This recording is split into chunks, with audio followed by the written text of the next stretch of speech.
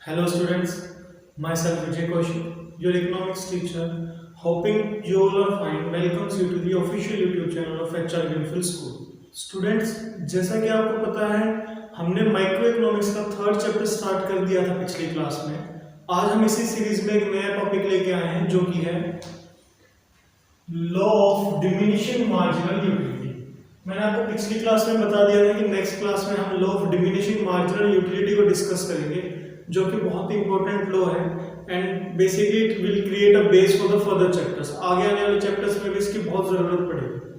सो इस लॉ को पढ़ने से पहले मैं एक टॉपिक और बता दूं यूटिलिटी के बारे में। हमने लास्ट क्लास में यूटिलिटी को डिस्कस किया था, तो उसके बारे में एक टॉपिक रहता था, मैं वो बता देता हूँ। बेसिक मतलब आपको यूटिलिटी का तो समझ में आ गया था पिछली क्लास में कि यूटिलिटी का मतलब है किसी एक प्रोडक्ट से कितना सेटिस्फेक्शन मिलता है, कितनी यूटिलिटी मिलती है। बेसिकली यूटिलिटी के दो अप्रोच है, एक होता है कार्डिनल अप्रोच। बेसिकली ये अप्रोच इसकी मेजरमेंट की है, यानी कि यूटिलिटी को कैसे नापा जाए वो दो तरीके से हो सकता है, या तो कार्डिनल अप्रोच या फिर ordinal approach. So these are cardinal approach of measurement and ordinal approach of measurement. अब ये है क्या? कार्डिनल अप्रोच दिया था मार्शल ने। मार्शल एक इकोनॉमिस्ट है, उन्होंने ये कॉन्सेप्ट दिया था। ऑर्डिनल अप्रोच दिया था हिक्स ने। हिक्स भी एक इकोनॉमिस्ट। सो बेसिकली क्या थिंग है, क्या डिफरेंस है दोनों में? जो मार्शल थे इकोनॉमिस्ट, उनका ये मानना था कि किसी भी प्रोडक्ट से मिलने वाले सेटिस्फेक्शन को हम नंबर्स में काउंट कर सकते हैं। जैसे कि हमने पिछली क्लास में पढ़ा था कि 10 यूटिल्स का सेटिस्फेक्शन मिला, 20 यूटिल्स का मिला, 30 यूटिल्स का मिला। सो बेसिकली हम सेटिस्फेक्शन को नंबर में मेजर कर रहे हैं। तो ये थिंकिंग थी मार्शल की। मार्शल का ये कहना था कि utility can be measured in numbers. So basically cardinal approach क्या कहता है? कार्डिनल अप्रोच कहता है कि utility can be measured in numbers, can be measured in numbers. ये दिया गया है मार्शल के द्वारा। ऑर्डिनल अप्रोच हिक्स के द्वारा दिया गया था। ये बेसिकली इसका अपोजिट है, इसका उल्टा है। हिक्स का ये कहना था कि सेटिस्फैक्शन को तो हम नंबर में कभी मेजर कर ही नहीं सकते, और अगर हम एक लेमैन की भाषा में बात करें, एक आम आदमी की भाषा में बात करें, तो वो शायद हिक्स की थिंकिंग के साथ जो है वो फॉलो होगा, हिक्स की थिंकिंग को फेमिलियर होगा। क्योंकि आम आदमी कभी भी ये नहीं कह सकता कि मुझे 10 यूटिल्स का सेटिस्फेक्शन मिला है, 20 यूटिल्स का सेटिस्फेक्शन मिला है। जनरली हम क्या कहते हैं? हम ये तो कह देते हैं कि हमें इस प्रोडक्ट से ज्यादा सेटिस्फेक्शन मिला, दूसरे प्रोडक्ट से कम सेटिस्फेक्शन मिला। बेसिकली यही हिक्स का कहना था under the ordinal approach. Hicks की ये थिंकिंग थी कि यूटिलिटी को नंबर में कभी भी मेजर नहीं किया जा सकता। Utility can only be measured rank wise. Rank wise का मतलब ये बताया जा सकता है कि किस प्रोडक्ट से ज्यादा यूटिलिटी मिल रही है, किस प्रोडक्ट से कम मिल रही है, या फिर ये बताया जा सकता है कि पहले से ज्यादा यूटिलिटी मिली, पहले से कम मिली। बेसिकली कंपैरिजन किया जा सकता है यूटिलिटीज में, लेकिन एक स्पेसिफिक नंबर में नहीं बताया जा सकता सेटिस्फेक्शन को। सो ये दो अप्रोच है, cardinal approach and ordinal approach. इन दो अप्रोच का इस्तेमाल किया जाता है यूटिलिटी के लिए, यूटिलिटी को मेजर करने के लिए। और हमें यूटिलिटी को क्यों मेजर करना है? हमें यूटिलिटी को मेजर करना है कंज्यूमर इक्विलिब्रियम निकालने के लिए। सो बेसिकली दो तरीके हैं यूटिलिटी को मेजर करने के, तो हम इनडायरेक्टली कह सकते हैं कि कंज्यूमर इक्विलिब्रियम निकालने के दो तरीके हैं, using cardinal approach and using ordinal approach. इस चैप्टर में हम कार्डिनल अप्रोच से जो है कंज्यूमर इक्विलिब्रियम निकालना सीखेंगे, यानी कि इस चैप्टर में हम जो यूटिलिटी है उसको नंबर्स में मेजर कर सकते हैं। जो अगला चैप्टर है उसमें बेसिकली हम ऑर्डिनल अप्रोच से सीखेंगे। इस चैप्टर में ऑर्डिनल अप्रोच का कोई रोल नहीं। मैंने आपको पिछली क्लास में बताया था कि थर्ड और फोर्थ चैप्टर दोनों ही चैप्टरों का नाम कंज्यूमर इक्विलिब्रियम है। डिफरेंस क्या है? थर्ड चैप्टर है consumer equilibrium using utility analysis, utility approach, यानी इसमें हम कार्डिनल अप्रोच यूज कर रहे हैं, और नेक्स्ट चैप्टर में कंज्यूमर इक्विलिब्रियम निकालना सीखेंगे इन डिफरेंस कर्व अप्रोच से, that is ordinal approach. So basic difference यही है कि कार्डिनल अप्रोच में यूटिलिटी को नंबर्स में मेजर किया जाता है, ऑर्डिनल अप्रोच में रैंक वाइज किया जाता है। कार्डिनल अप्रोच का कॉन्सेप्ट मार्शल ने दिया था, ऑर्डिनल अप्रोच का कॉन्सेप्ट हिक्स ने दिया। तो यहाँ यूटिलिटी का कॉन्सेप्ट हो जाता है कंप्लीट। और अब हम स्टार्ट करते हैं आज का जो हमारा मेन टॉपिक था, law of diminishing marginal utility. Topic start करने से पहले, इस लॉ को समझाने से पहले एक चीज मैं आपको बता दूं कि जो ये लॉज हैं, आगे आने वाले चैप्टर्स में भी हमें काफी लॉ पढ़ने हैं, जैसे कि लॉ ऑफ डिमांड पढ़ेंगे, लॉ ऑफ वेरिएबल प्रोपोर्शन पढ़ेंगे। तो जनरली क्वेश्चंस पूछ लेते हैं, लॉ से रिलेटेड क्वेश्चंस में पूछ लेते हैं, explain the law of variable proportion, explain the law of diminishing marginal utility. तो जो ये लॉ के क्वेश्चन है, इनको अटेम्प्ट करने का एक तरीका होता है, एक स्पेसिफिक तरीके से इनको अटेम्प्ट किया जा सकता है। तो पहले मैं वो बताता हूं कि किस तरीके से क्वेश्चन अटेम्प्ट हुआ, फिर मैं इस लॉ को समझाता हूं। जैसा कि मैंने आपको बताया, किसी भी लॉ को अटेम्प्ट करने का एक स्पेसिफिक तरीका है, तो आइए वो तरीका देखते हैं। आपको पता है कि मैक्सिमम 6 मार्क्स का क्वेश्चन पूछा जा सकता है इकोनॉमिक्स में, तो मैं आपको 6 मार्क्स के हिसाब से क्वेश्चन अटेम्प्ट करना बताता हूँ। कम मार्क्स के क्वेश्चन आप उस हिसाब से अपने आप एडजस्ट कर सकते हैं। देखिए, अगर 6 नंबर का क्वेश्चन आ जाए, तो लॉ पूछ ले, तो सबसे पहले हमें लॉ की स्टेटमेंट लिखनी पड़ती है।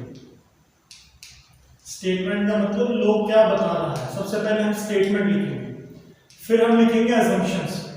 असम्पशंस का मतलब मैं आपको बता चुका हूं कि इकोनॉमिक्स में जितने भी लॉज होते हैं वो असम्पशंस के ऊपर बेस्ड होते हैं। कुछ कंडीशंस हम पहले से डिसाइड कर लेते हैं कि ये conditions as it is follow होंगी तो ही हमारा लॉ काम करेगा, नहीं तो नहीं करेगा। असम्पशंस के बाद हमें टेबुलर रिप्रेजेंटेशन करना पड़ता है, यानी कि एक टेबल बना के शो करना पड़ता है। टेबुलर रिप्रेजेंटेशन के बाद एक्सप्लेनेशन, एक्सप्लेनेशन किसकी, जो हमने टेबल बनाया है, एक्सप्लेनेशन ऑफ टेबुलर प्रेजेंटेशन। उसके बाद हम डायग्रामेटिक रिप्रेजेंटेशन, जो हमने टेबल बनाया है उसके अकॉर्डिंग एक डायग्राम बनाएंगे, डायग्रामेटिक रिप्रेजेंटेशन।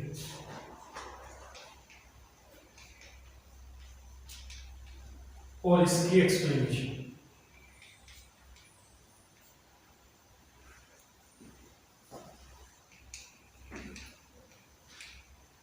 सो बेसिकली आपके 6 स्टेप्स हो गए 6 मार्क्स के लिए। Each step carry 1 marks each.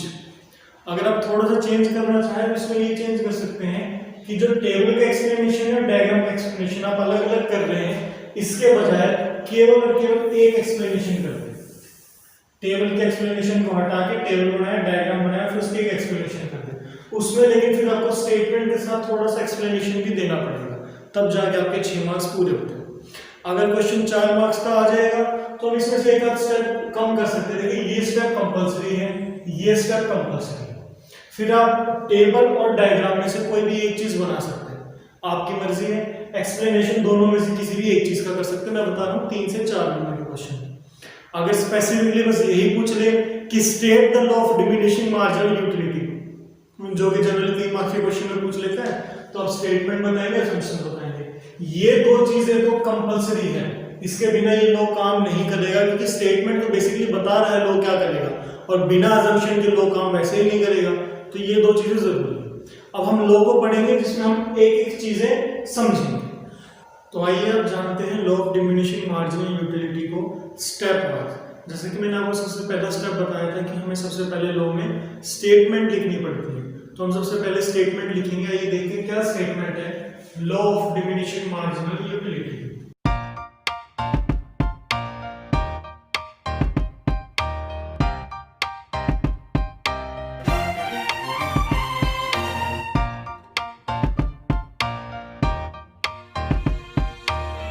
तो जैसा कि आप देख सकते हैं, स्टेटमेंट क्या है law of diminishing marginal utility की। Law of diminishing marginal utility states that as more and more units of a commodity are consumed, the satisfaction derived from each additional unit goes on diminishing or decreasing। ये statement आपको as it is लिखनी पड़ेगी, इसी तरीके से लिखनी पड़ेगी। मतलब क्या है स्टेटमेंट का, अगर आप मतलब समझ लेंगे तो आपको ये चीज याद करने की जरूरत नहीं है, आप खुद से ही लिख सकते हैं। देखिए, मतलब क्या है इसका, ये लो ये बताता है कि जब किसी एक प्रोडक्ट का कंजम्पशन ज्यादा करते हैं, हम एक एक यूनिट एक्स्ट्रा कंज्यूम करते रहते हैं, तो उस एक्स्ट्रा यूनिट से मिलने वाला सेटिस्फेक्शन धीरे धीरे धीरे धीरे कम होने लग जाता है। देखिए क्या बताया कि states that ये बताता है कि as more and more units of a commodity are consumed, जैसे ही हम किसी कमोडिटी की ज्यादा यूनिट्स कंज्यूम करने लग जाते हैं, किसी कमोडिटी का ज्यादा यूज करने लग जाते हैं, ज्यादा कंजम्पशन करने लग जाते हैं, तो the satisfaction derived from each additional unit,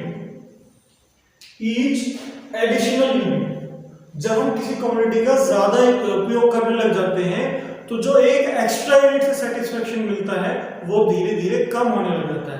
अब आपको ध्यान होगा, मैंने बताया था कि जहां भी एडिशनल वर्ड आ जाए उसका मतलब मार्जिनल, जहां भी मार्जिनल वर्ड आ जाए इसका मतलब एडिशनल यूनिट। तो जो यहाँ पे बात कर रहा है कि ईच एडिशनल यूनिट, यानी जो एक एक यूनिट एक्स्ट्रा बढ़ रही है उससे सेटिस्फैक्शन कम मिलेगा, तो इनडायरेक्टली ये बताना चाह रहा है कि मार्जिनल यूटिलिटी कम होगी।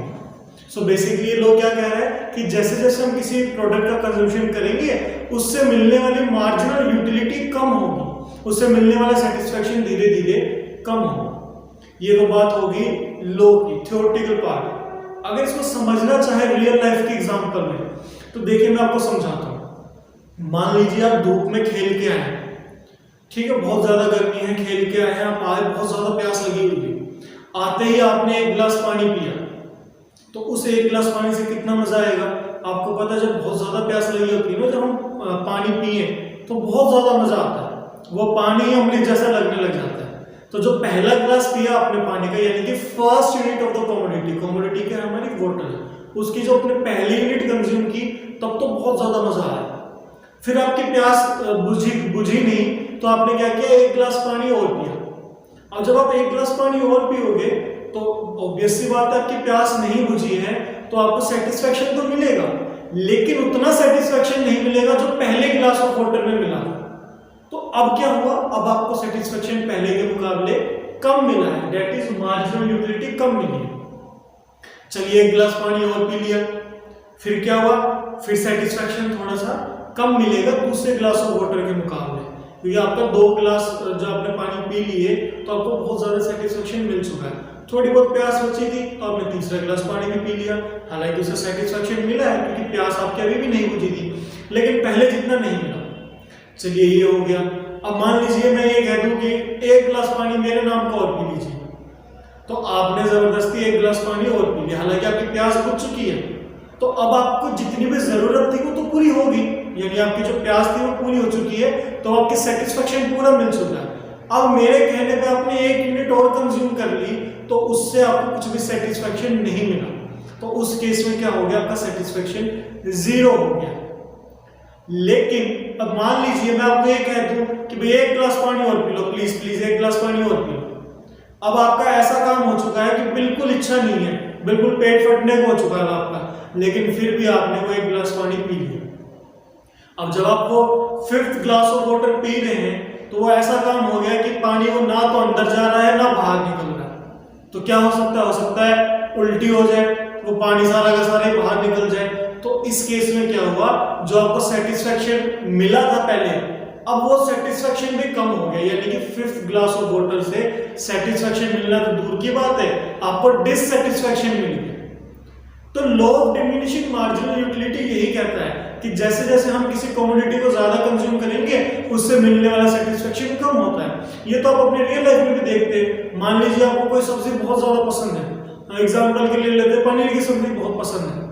अब वो पनीर की सब्जी कभी कभार मिलेगी तो बहुत अच्छी लगेगी, अगर रोज की रोज वही मिल जाए, आपके टिफिन में वही सब्जी डाल के दे दे रोज की रोज, तो आप कुछ दिन बाद जो है ना सब्जी खा खा के पक जाओगे।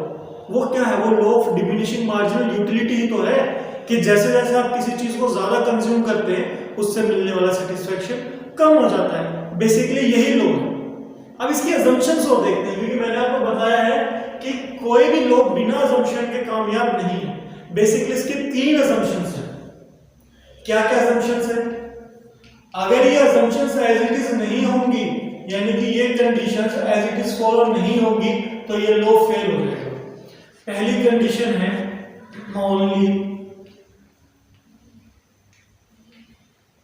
Standard unit is consumed, only standard unit is consumed. Second, continuous consumption,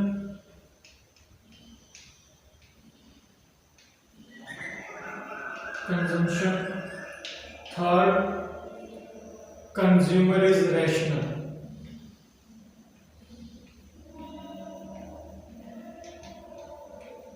consumer is rational. ये तीन अजम्पशंस हैं जिसके ऊपर ये लॉ टिका हुआ है, यानी कि ये तीन conditions as it is follow होंगी तो ही लॉ काम करेगा, नहीं तो लॉ फेल हो जाएगा। क्या क्या कंडीशंस हैं? मैं आपको पहले लास्ट पॉइंट से स्टार्ट करता हूं। लास्ट पॉइंट ये कहता है कि कंज्यूमर इज रैशनल। रैशनल का मतलब होता है कि कंज्यूमर जो है ना वो बहुत ज्यादा समझदार है, वो हर वो कदम उठाएगा जिससे उसको मैक्सिमम सेटिस्फेक्शन मिलेगा।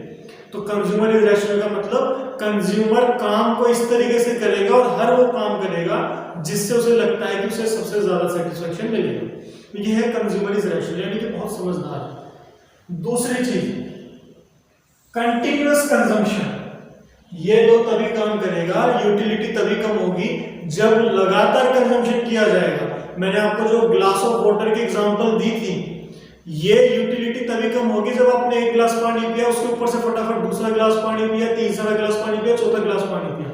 अगर आप ये कर रहे हो कि एक गिलास पानी तो आज पिया, दूसरा गिलास पानी कल पिया, फिर तीसरा गिलास पानी 2 दिन बाद पिया, तो उसमें law of diminishing marginal utility काम नहीं करेगा। ये काम तभी करेगा जब कंजम्पशन कंटिन्यूअस है, लगातार है। और जो पहला असम्पशन था हमारा, only standard unit is consumed. Standard unit क्या है? स्टैंडर्ड यूनिट का मतलब ये है कि जिस भी प्रोडक्ट का कंजम्पशन कर रहे हैं, जनरली उसका कंजम्पशन किस यूनिट में किया जाता है, हमें उतना ही कंजम्पशन करना है। जैसे कि अगर हमने पानी की एग्जांपल ली थी, तो जनरली पानी कितना पिया जाता है? 1 गिलास ऑफ वाटर पिया जाता है, तो कंजम्पशन कितना होगा? 1 गिलास ऑफ वाटर का, फिर एक और गिलास ऑफ वाटर का, फिर एक और गिलास ऑफ वाटर का। अगर हम चाय की बात करें, चाय की स्टैंडर्ड यूनिट क्या है? जनरली 1 कप चाय पी जाती है, तो उसकी स्टैंडर्ड यूनिट 1 कप है। अगर स्टैंडर्ड यूनिट का कंजम्पशन करेंगे तो लो काम करेगा, नहीं तो लो फेल हो जाएगा। मैं एग्जांपल दे देता हूं। अगर आप मान लीजिए दूध पीते हैं, और दूध जनरली हम 1 गिलास दूध पीते हैं, अगर हम उसके बजाय 1 चम्मच दूध के एग्जांपल लेने लग जाए, तो हो सकता है उसमें law of diminishing marginal utility काम ना करे। हो सकता है जब आप 1-1 चम्मच पिए तो उसमें ज्यादा मजा है, आता भी है कईयों को ज्यादा, जब चम्मच से पीते हैं दूध तब ज्यादा मजा आता है। तो ये लोग तभी काम करेगा जब स्टैंडर्ड यूनिट कंज्यूम की जाएगी। तो ये 3 असम्पशन जरूरी है। स्टेटमेंट हमने जान ली, हमने इसकी असम्पशन जान ली। अब हम देखते हैं इसका टेबुलर प्रेजेंटेशन, मतलब समझ में आ गया हमें लोगों का। तो इसको टेबल के फॉर्म में प्रेजेंट करना देखते हैं। तो इसके टेबुलर रिप्रेजेंटेशन में हमें दोनों फॉर्म्स ऑफ यूटिलिटी शो करनी है जो हमने पढ़ी थी, that is total utility and marginal utility. आइए टेबल देखते हैं सर कैसे बनेगा। हम पहले शो करेंगे यूनिट्स। यूनिट्स मतलब कितने यूनिट्स का कंजम्पशन हुआ है, टोटल यूटिलिटी, मार्जिनल यूटिलिटी।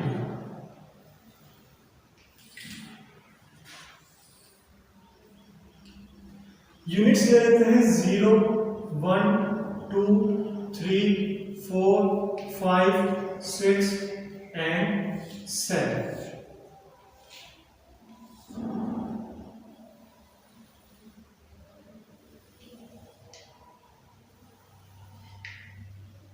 अब देखते हैं इन यूनिट्स में कितनी यूटिलिटी मिली है।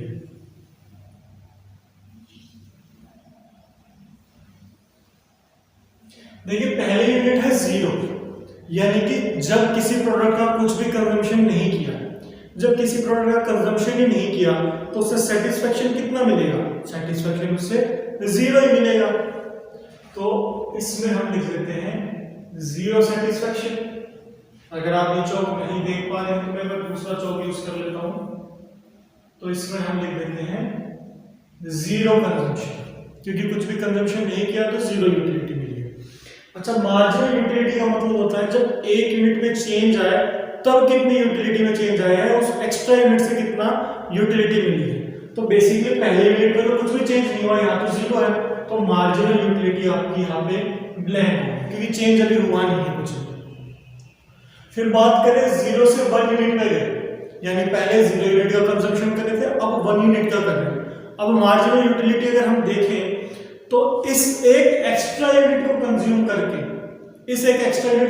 करके, 10 यूटिल्स का सेटिस्फेक्शन मिला। इस एक एक्स्ट्रा यूनिट को कंज्यूम करके 10 यूटिल्स का सेटिस्फेक्शन मिला। जब दूसरी यूनिट कंज्यूम की तो उस दूसरी यूनिट से 8 यूटिल्स का सेटिस्फेक्शन मिला है। तीसरी यूनिट कंज्यूम की तो 6 का, चौथी यूनिट कंज्यूम की तो 4 का, फिर 2 का, 0 -2। देखो हमने एक ग्लास ऑफ वाटर की एग्जांपल ली थी, ऐसी तो कुछ नहीं थी कि शुरू में मजा बहुत ज्यादा है, फिर कम आया, एक ऐसा पॉइंट आया कि कुछ भी मजा नहीं आया, फिर जब जबरदस्ती आखिरी ग्लास ऑफ वाटर पिलाया था तब क्या मिला था आपको? डिससैटिस्फैक्शन मिला था, डिसयूटिलिटी मिली थी। तो ये नेगेटिव का पॉइंट दिखा दिया हमने। अब आपके माइंड में आएगा कि सर ये वैल्यूज आप कहां से ले लो, हम कैसे ले सकते हैं वैल्यू? ये अपनी मर्जी से आप वैल्यू कुछ भी ले सकते हो। इसका जो ट्रेंड है वो सेम होना चाहिए। वो ट्रेंड क्या है जो हमने law of diminishing marginal utility में पढ़ा है कि जो मार्जिनल यूटिलिटी है वो धीरे धीरे कम होती रहेगी जैसे जैसे यूनिट्स का कंजम्पशन बढ़ेगा। तो इसमें आप वैल्यू कुछ भी ले सकते हो, आपकी मर्जी है, चाहे आप 20, 15, 10, 5, 0, -5 ले लो, वो आपके ऊपर है। बस ट्रेंड ये शो करना है कि यूटिलिटी कम होगी। एक पॉइंट हम दिखाएंगे जब यूटिलिटी 0 होगी और एक पॉइंट दिखाएंगे जब यूटिलिटी माइनस में चली जाएगी।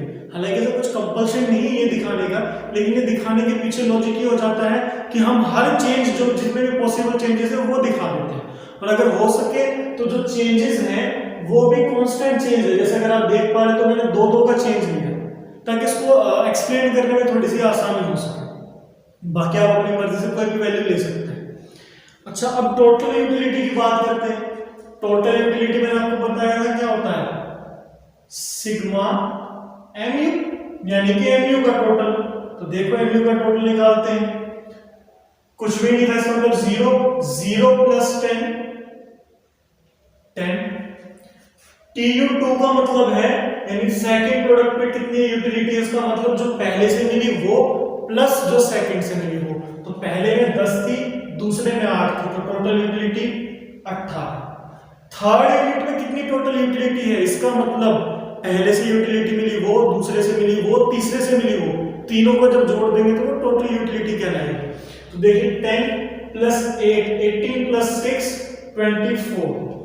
चाहे तो आप इसको ऐसे कर सकते हैं कि यहां तक तो हमने 3 प्लस कर ही दिए, अब बार-बार इनको प्लस करने के बजाय सीधा इसमें ये प्लस कर देता हूं कि 3 यूनिट तक तो टोटल यूटिलिटी थी 24 की। अब चौथे की देखेंगे तो चौथे में क्या चेंज आएगा, वो चेंज आएगा जो चौथी यूनिट से मार्जिनल यूटिलिटी मिली, दैट इज 4।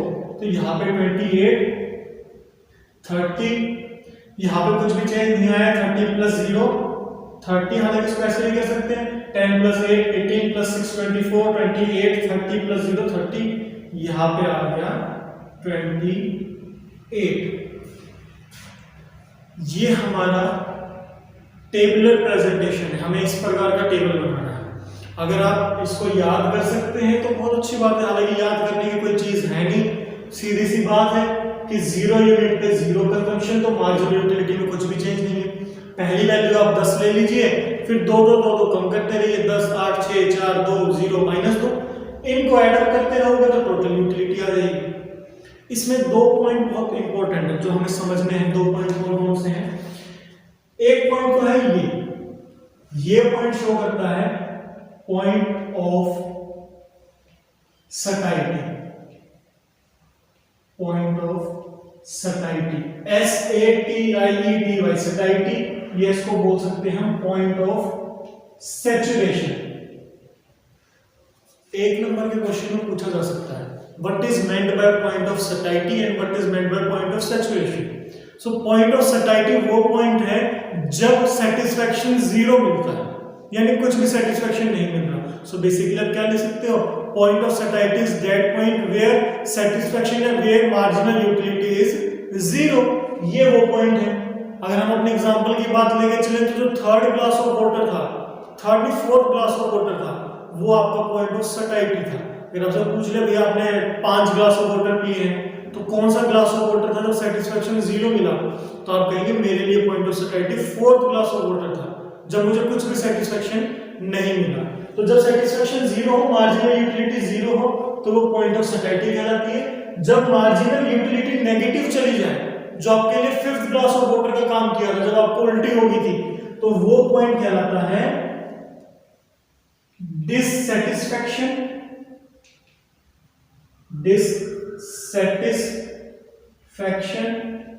या फिर इसको हम डिसयूटिलिटी बोल सकते हैं। यहां पे क्या मिल रहा है, डिसयूटिलिटी मिल रही है, या फिर सिंपल सा नेगेटिव यूटिलिटी मिल रही है। इन तीन नाम में से किसी भी नाम से इसे बुला सकते हैं। यानी कि लास्ट पॉइंट पे क्या मिल रहा है, डिससैटिस्फैक्शन मिल रहा है, डिसयूटिलिटी मिल रही है, या फिर नेगेटिव यूटिलिटी मिल रही है। अगला स्टेप है इस टेबल को एक्सप्लेन करने का। एक्सप्लेन आप कैसे करेंगे, आप सिंपली एक्सप्लेन करेंगे 3 से 4 पॉइंट में कि initially when 0 units of a commodity are consumed, total utility is also 0. When units of a product are increased, the consumption of units of a product are increased from 0 to 1, we can observe that total utility has increased from 10 to 80 and marginal utility is declined from 10 to 8. तो आप एक एक unit करके explain कर देंगे, सारी explain करने की जरूरत नहीं है, 2 से 3 मिनट एक्सप्लेन कर सकते हैं कि इनिशियली हम ऑब्जर्व कर रहे हैं कि जैसे जैसे यूनिट्स 0 से 1, 2, 3, 4 में बढ़ रही है, वैसे वैसे टीयू बढ़ रहा है 0 से 10, 8, 18, 24 में मार्जिनल यूटिलिटी कम हो रही है। एक पॉइंट तो ये हो गया, यानी बेसिक आप ये बता दीजिए कि शुरू में कंजम्पशन बढ़ा रहे हैं तो टोटल यूटिलिटी बढ़ रही है, लेकिन कैसे बढ़ रही है, डिक्रीजिंग रेट से बढ़ रही है। मैं आपको ये भी समझाऊंगा, इंक्रीजिंग रेट, डिक्रीजिंग रेट, और मार्जिनल यूटिलिटी कम हो रही है। फिर आप सेकंड पॉइंट बता दीजिए कि 6 यूनिट ऐसी है जिसमें टोटल यूटिलिटी में कुछ भी चेंज नहीं आया, मार्जिनल यूटिलिटी 0 है, जो कि बेसिकली इंडिकेट कर रही है पॉइंट ऑफ सैटिस्फैक्शन को। थर्ड पॉइंट ये एक्सप्लेन कर दीजिए कि 7 यूनिट ऐसी है जो कि डिससैटिस्फैक्शन को शो कर रही है, जब टीयू तो डिक्रीज हो रहा है और एमयू नेगेटिव हो रही है। अब मैंने बात की थी इंक्रीज हो रही है लेकिन डिक्रीजिंग रेट से इंक्रीज हो रही है। अब ये कॉन्सेप्ट हमें आगे पढ़ना है तो मैं आपको अभी एक्सप्लेन करके चल दूं। इंक्रीज 2 टाइप से हो सकता है, 2 टाइप से क्या, बेसिकली 3 टाइप से हो सकता है। या तो इंक्रीज इंक्रीजिंग रेट से इंक्रीज होगा, या इंक्रीज डिक्रीजिंग रेट से इंक्रीज होगा, या इंक्रीज कांस्टेंट रेट से इंक्रीज होगा। इसका मतलब इंक्रीज तो तीनों में हो रहा है। जैसे अगर मान लीजिए पहली कमोडिटी मेरी 10 है, सॉरी पहली यूटिलिटी 10 है, तो बढ़ेगी तो तीनों केसेस में, लेकिन बढ़ने की रेट, बढ़ने की स्पीड अलग अलग होगी।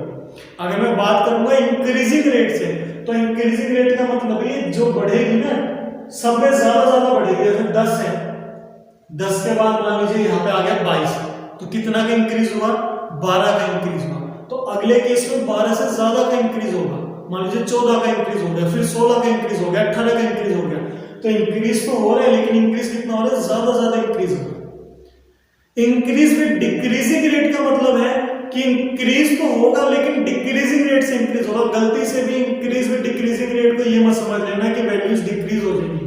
ये इंक्रीज विद डिक्रीजिंग रेट है, इंक्रीज हो रहा है लेकिन कैसा, पहले 10 बढ़ा, फिर 8, 6, 4, 2, यानी कि बढ़ तो रहा है लेकिन कम बढ़ रहा है।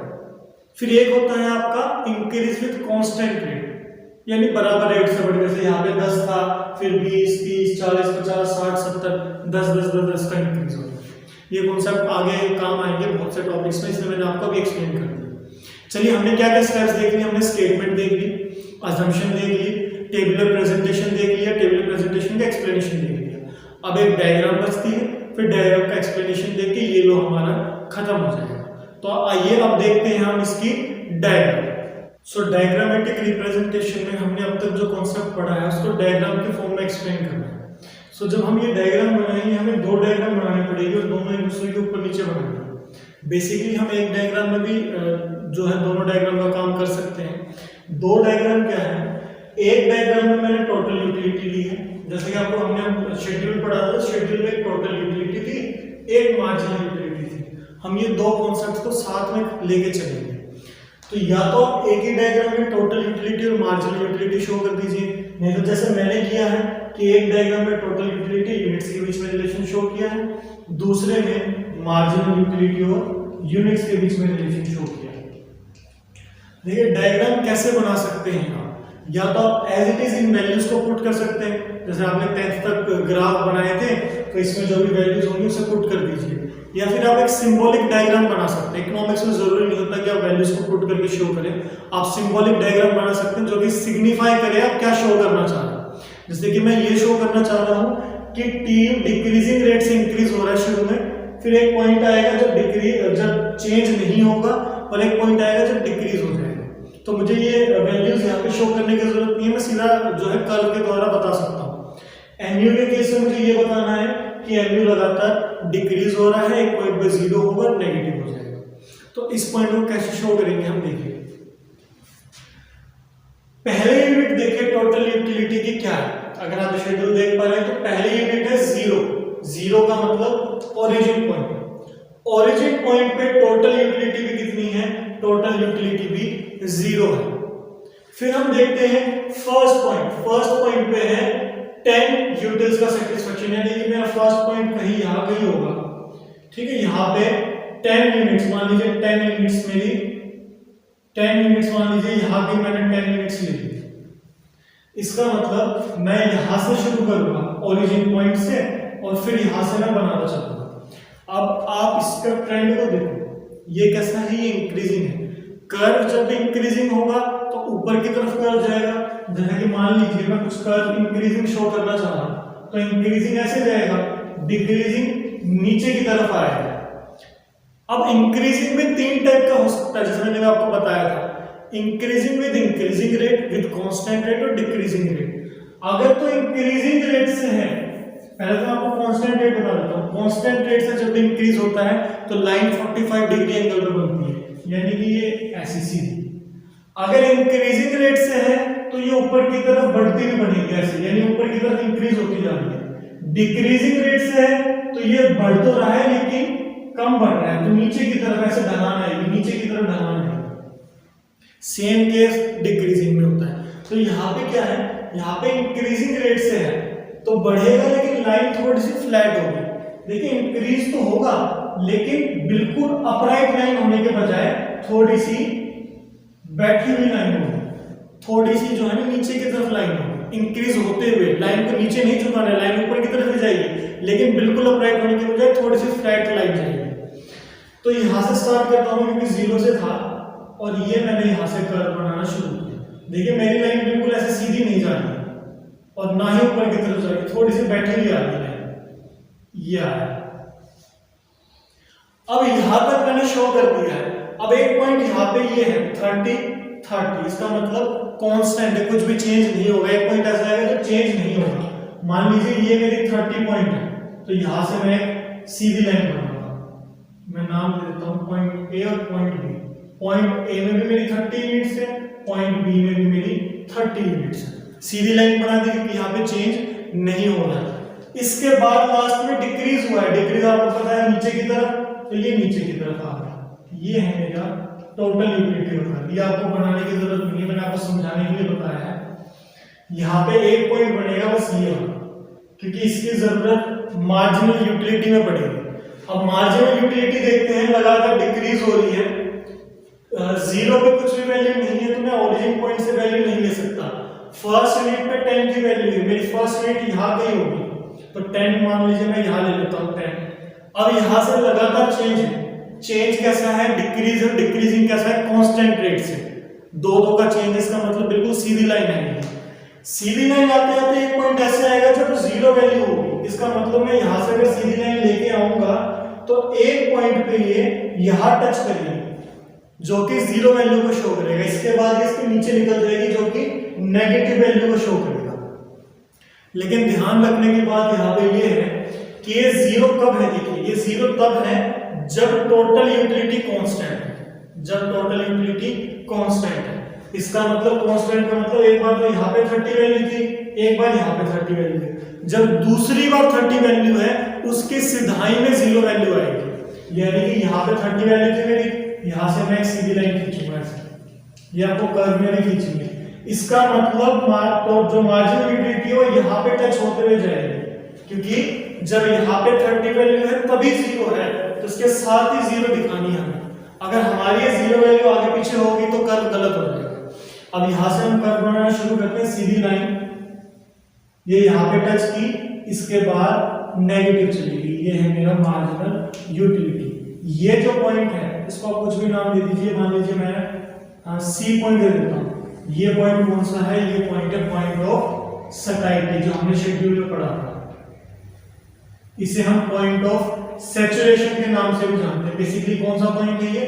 पॉइंट ऑफ सैचुरेशन वो पॉइंट है जब मार्जिनल यूटिलिटी जीरो होती है और जब टोटल यूटिलिटी कांस्टेंट हो जाती है। एक ऐसा पॉइंट जब सेटिस्फेक्शन कुछ भी नहीं मिल रहा कंज्यूमर को, तो इसे हम बता देंगे कि ये पॉइंट ऑफ सैचुरेशन है। और इसके नीचे का ये जितना भी एरिया है, ये एरिया जितना भी है, ये इंडिकेट करता है आपका पॉइंट ऑफ डिससैटिस्फैक्शन या फिर डिसयूटिलिटी।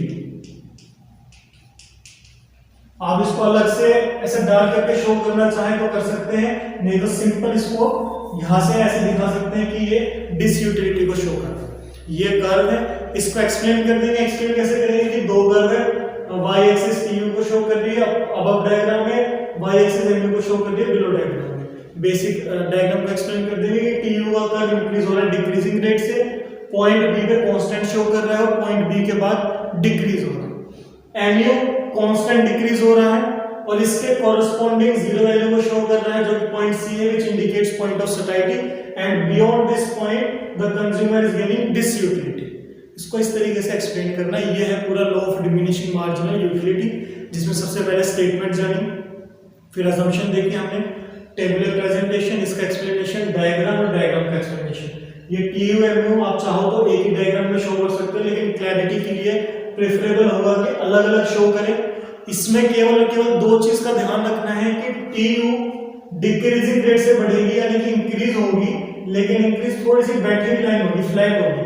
फिर एक जगह पे आके सीधी लाइन दिखानी है। यहाँ पे अगर आप देख पाए तो ये सीधी लाइन है, बिल्कुल सीधी लाइन के बाद डिक्रीज होगा। बिल्कुल शेड्यूल वाला केस है कि यहाँ तक डिक्रीजिंग रेट से इंक्रीज हो रहा है, फिर यहाँ पे कांस्टेंट आया और लास्ट में डिक्रीज हो गया।